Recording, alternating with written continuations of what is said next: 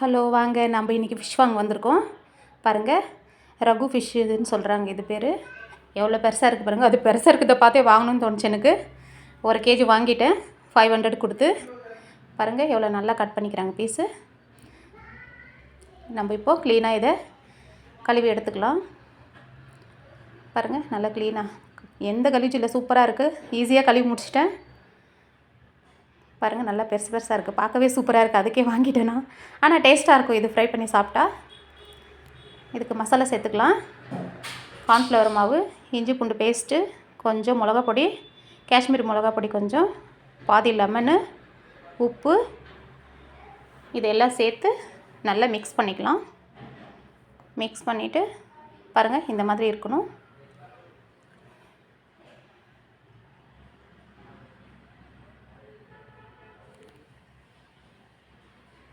பாருங்கள் பாதி லெமனு அதில் சேர்த்துக்கலாம். இப்போ நல்லா மிக்ஸ் பண்ணிக்கலாம். நம்ம பத்தலைன்னா கொஞ்சமாக நம்ம தண்ணி சேர்த்துக்கலாம்.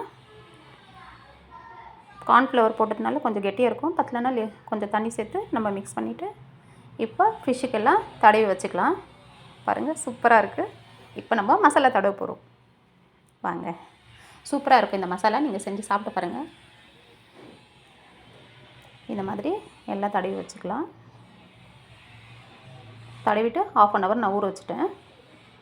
1/2 மணி நேரம் ஊறினா தான் நல்லாயிருக்கும். இது லாஸ்ட்டு பீஸு, குட்டி பீஸ், செம்மையாக இருக்குது, சின்ன பீஸ் கூட. அவ்வளோதாங்க, ஆயிடுச்சு. எல்லா மசாலாவும் கரெக்டாக வந்துருச்சு. நான் எவ்வளோ வேணுமோ அவ்வளோ சேர்த்துன்னுக்கிறேன். நீங்கள் எவ்வளோ ஃபிஷ் வச்சுருக்கிறீங்களோ அந்த அளவுக்கு மசாலா எடுத்துக்கோங்க.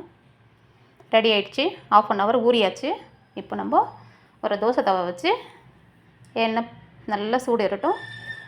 பாருங்கள் 2 பீஸு ஃபிஷ்ஷை நான் இப்போ தோசை தவாவில் வச்சுருக்கேன். பாருங்கள் இந்த மாதிரி நல்லா ஃப்ரை பண்ணி எடுத்துக்கலாம். பாருங்கள் சூப்பராக இருக்குது. ஃப்ரை ஆகிடுச்சு. நம்ம ஒரு பிளேட்டில் மாற்றிக்கலாம். பாருங்கள் செம்மையாக இருக்குது. நீங்களும் உங்கள் வீட்டில் செஞ்சு சாப்பிட்டு பாருங்கள்.